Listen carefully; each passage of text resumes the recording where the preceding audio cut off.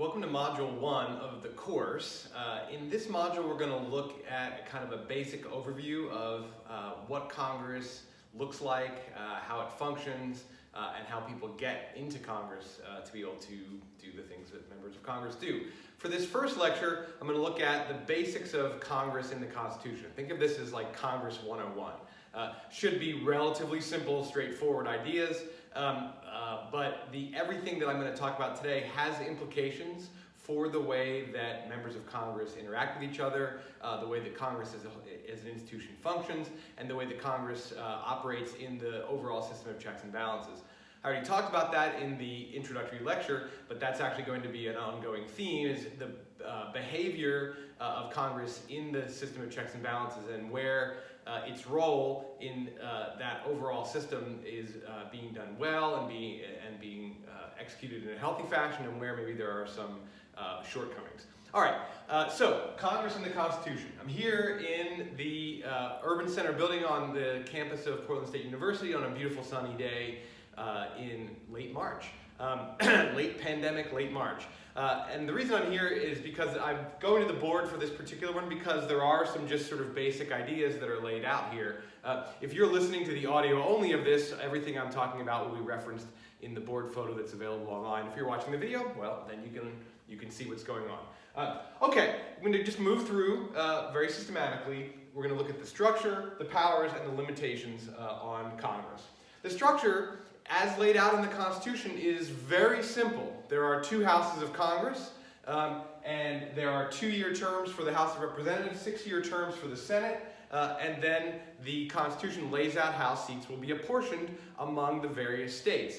One thing to note about this is that it is important to remember that members of Congress, while they serve in the national government, are in fact representatives of the states.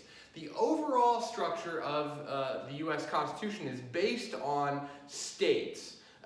One of the things about congressional elections is that they are held in the states. They're not held by the federal government. They're not run by some kind of national entity. They are held in, regulated by, run by the states.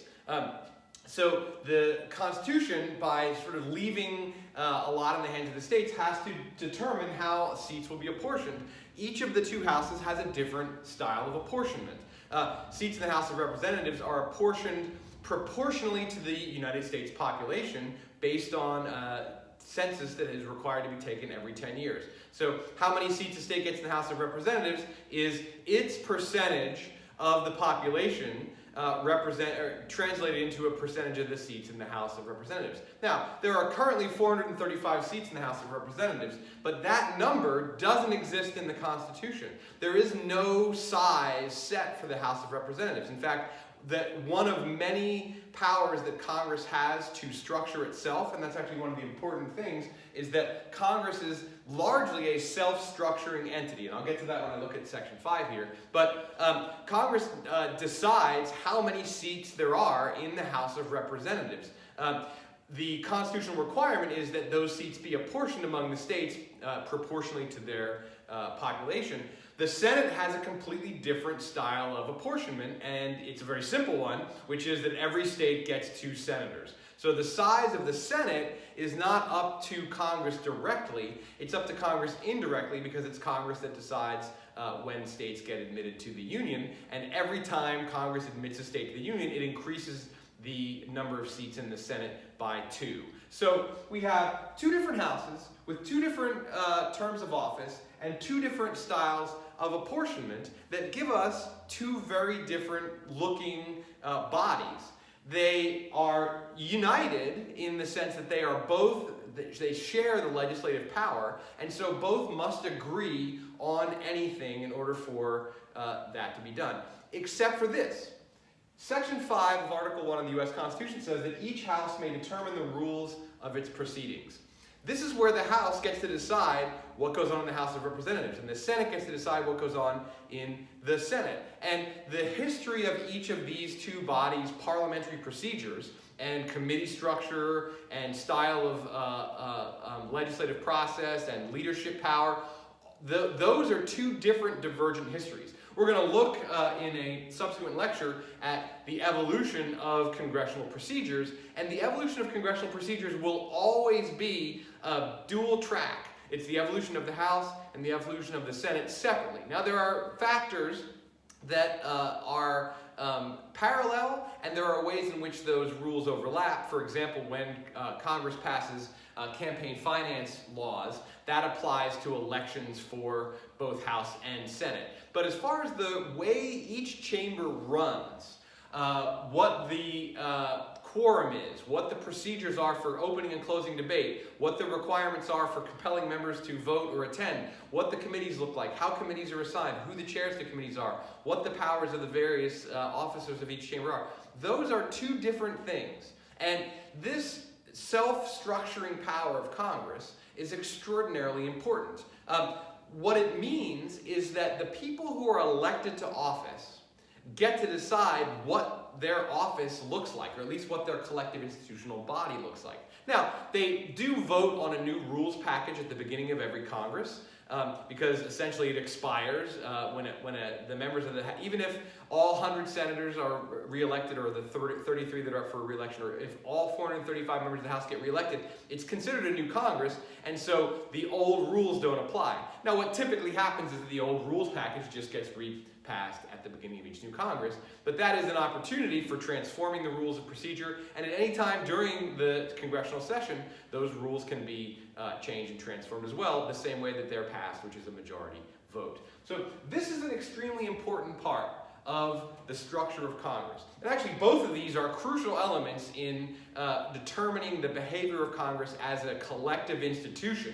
And I'll talk a lot in a future lecture about how the two different terms of office, as well as the different apportionment styles, create different types of people, or not create different types, incentivize the participation and victory of different types of people in each of the two houses. So the structure, creating a bicameral legislature, already gives us a kind of a bipolar legislative body. And then the different terms of office, the different styles of apportionment, and then the fact that each house actually goes its own way on setting its own rules, and both houses do have quite different traditions of the rules that it passes for itself. So those are extremely important background structural features of Congress as an institution that, as we will see as we move through the rest of the course material, have a pretty important impact on the way members of Congress behave and Congress as an entire institution behaves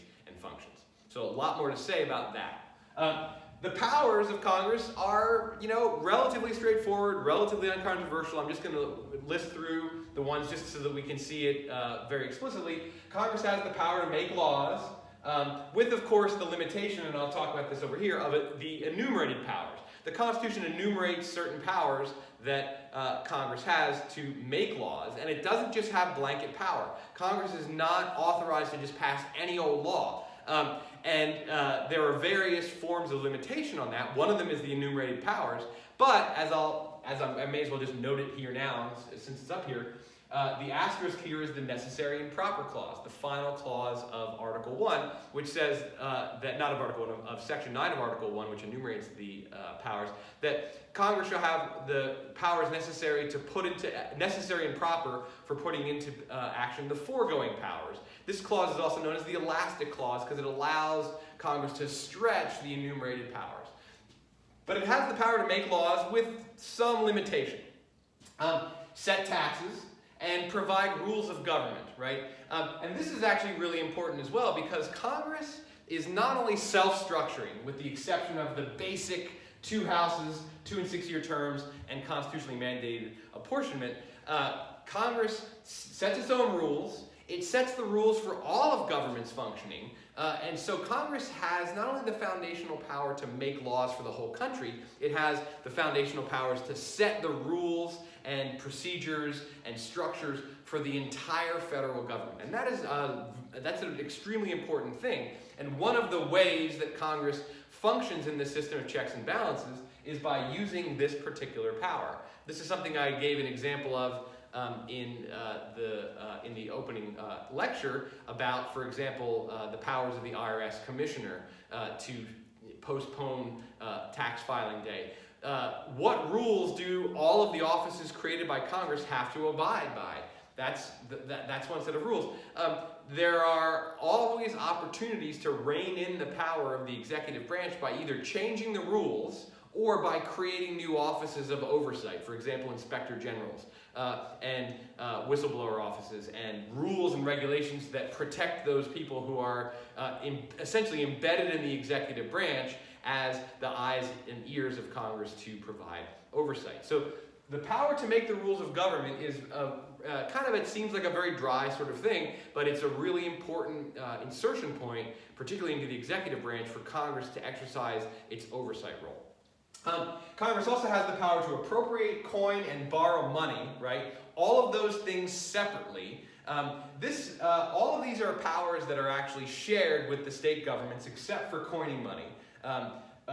But this is the fundamental financial power, and as I talked about in the introductory lecture, the budget, the appropriation of money, and then of course when you have a deficit, the borrowing of money, is one of Congress's most functional, important, ongoing checks on the executive branch, and one of its most important powers, because it's a responsibility in addition to being a power, to appropriate all of the money. Congress also has the power to declare war, and I'll just pass through that really quickly because that's pretty straightforward and obvious. This is another one that's really, really important. This has to do with the structuring of the government. Congress is self-structuring, it provides the rules of government, and it explicitly has the power to set up and regulate courts, the military and militias, a postal system, and executive branch positions. And in all of these cases, there are there's a wide latitude with very few limitations. One of the few limitations on Congress's appropriation power and on its regulation of the military and militias is there's a required 2-year appropriation, maximum of 2-year appropriation for the Army, not for the Navy, just for standing armies. And this, the difference, it's kind of a weird thing, but the difference is that back then there was this suspicion of standing armies and a fear that an army with an independent budget, independent source of revenue, let's say an appropriation for 20 years, would be a potentially tyrannical force in undermining the fundamental power of Congress. A navy didn't pose the same kind of threat because navies can only be in waters and standing armies can be in every inch of territory of the nation. So the regulation of the military and the appropriation of money has one limitation: maximum of 2-year appropriation for armies, but not for navies and not for other purposes. The postal system is relatively unregulated. Executive positions are relatively unregulated in the sense that Congress can create some positions that require Senate approval, and it can create other positions that don't require Senate approval, that don't even require any kind of input from the legislative or judicial branches at all. And that is a really important power that allows Congress to transfer some of its oversight to the executive branch. Setting the rules of government allows Congress to enhance its oversight powers. What it does to set up executive positions allows it to essentially transfer responsibility and to give up oversight power over who gets to be in these important executive positions. Now, I mentioned the Senate's role in appointments. The Senate has special powers. The House has special powers too, but really the first special power is to introduce bills of revenue, which that's kind of, they have to originate there. They can still be amended in the Senate, so that really is a technicality. And the House, of course, has the sole power of impeachment, which it does by a majority vote. So really, impeachment is no different than the regular process of making laws or setting rules for the government, or even just setting rules for its own proceedings. So in a way, the impeachment power, while a pretty amazing check on the executive and judicial branches, is just part of the normal House majority rule legislating process. The Senate, however, has specific powers. One is to ratify treaties with a 2/3 vote, to approve appointments that are, of course, created by Congress as Senate-approved appointments. The only appointments that are mentioned specifically in the Constitution that the Senate has the power to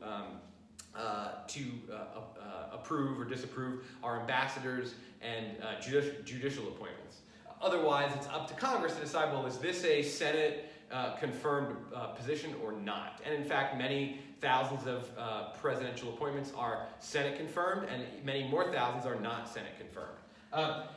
Removal trials, of course, that's the second half of the impeachment process. The House has the right to pass articles of impeachment. The Senate then has the responsibility and the power to hold impeachment trials, and it requires 2/3 of senators to remove the president from office, or remove anybody from office. So the Senate's special powers, with the exception of appointments, which are majority only, require a supermajority, and they give the Senate some level of oversight over the executive branch, and of course, because judicial officers can also be impeached, over the judicial branch as well. Okay, so those are the powers, and as you can probably tell, they're pretty broad, particularly with the elastic clause. Congress has the ability to do a whole lot. And in fact, that is necessary and important because as the foundational policy-making body in our federal government, it is up to Congress to do a lot, to do everything that's needed to express the will of the people, to run the country, to keep Americans safe, to advance prosperity, to do all the things that are talked about in the preamble, provide for the common defense, blah, blah, blah, right? So, I shouldn't say blah, blah, blah, it's a little too glib, but I forget the exact wording of the preamble and you can go look it up. But the powers are pretty broad, okay? They are sometimes specified, but in large part, the power of Congress is to set up and regulate the government, regulate the economy, regulate the behavior of people living in the United States, and oversee and check the power of the executive and judicial branches. Now, what are the limitations? There are not a lot of limitations, but there are some important ones. Of course, number one limitation is the presidential veto. Any law or appropriation that is passed by Congress can be vetoed by the president, and that veto has a counter check, which is the override, and it takes 2/3 of both houses of Congress within the same term of Congress, within the same session of Congress, to override the presidential veto. That means that there's a pretty severe limitation provided by the presidential veto because this supermajority requirement is extremely difficult to meet. Now, it exists, but functionally it is extremely difficult to meet. So it's a pretty severe limitation on the power of Congress. As I mentioned already, the 2-year appropriation for the Army, but not for any other military stuff. The enumerated powers are a limitation, allegedly, but the necessary and proper clause opens that up. What this combination of enumerated powers and necessary and proper clause really does is it puts the boundary of Congress's power, it's the outer limit of its exercise of its fundamental lawmaking power, really in the hands of the Supreme Court. It's the Supreme Court that interprets what the necessary and proper clause means, interprets whether a particular act of Congress that falls outside the explicit enumeration of powers in Article 1, when has the necessary and proper clause been met, and when does an act of Congress extend beyond what is necessary and proper? Two very vague open-ended terms. So this combination of enumerated powers and the necessary and proper clause puts the definition of congressional limitations for a lot of what goes on in Congress into the hands of the Supreme Court, making that a very important check on legislative power. And then, of course, there are some specific limitations that Congress cannot surpass, cannot override. In the original Constitution, not very many, right? Can't pass ex post facto laws. That's a law that after an act occurs makes it a crime. So if, for example, counterfeiting money isn't a crime yet, and I counterfeit money, Congress can pass a law banning the counterfeiting of money, but it can't punish anybody who engaged in that behavior before that law was actually passed. It seems like a kind of like, well, duh, but this was explicitly enumerated because there was a fear that Congress or that the federal government could use this legislative power, this very extensive legislative power, to essentially punish people in an unjust or tyrannical way.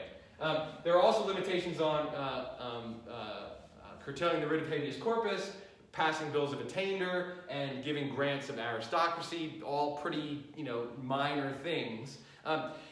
The original Constitution didn't have a lot of limits on congressional power, largely because the delegates to the Constitutional Convention believed that the structure of the federal government, particularly the bicameral structure of Congress itself, would limit the exercise of the government's power, particularly the exercise of legislative power. And so there wasn't a felt need to put further boundaries, explicit, specific boundaries, delineating individuals' rights in relationship to this awesome lawmaking power that Congress had, because there was a feeling that it would be self-limiting, and that elections would also make it self-limiting, right? Not only the bicameral structure, but the regular elections would prevent Congress from violating the people's rights, because the people would vote out members of Congress who did that.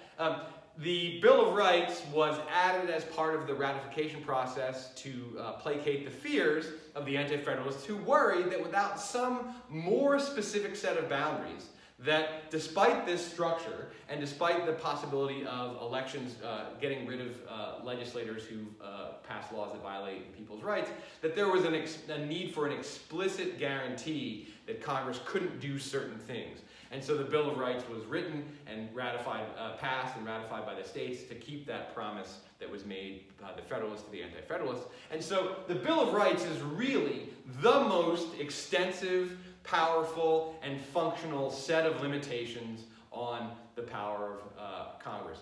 The Bill of Rights also, because of the passage of the 14th Amendment, now limits the power of state governments. But initially, the Bill of Rights was intended for to limit the power of the federal government only, right? The First Amendment begins, Congress shall make no law, ...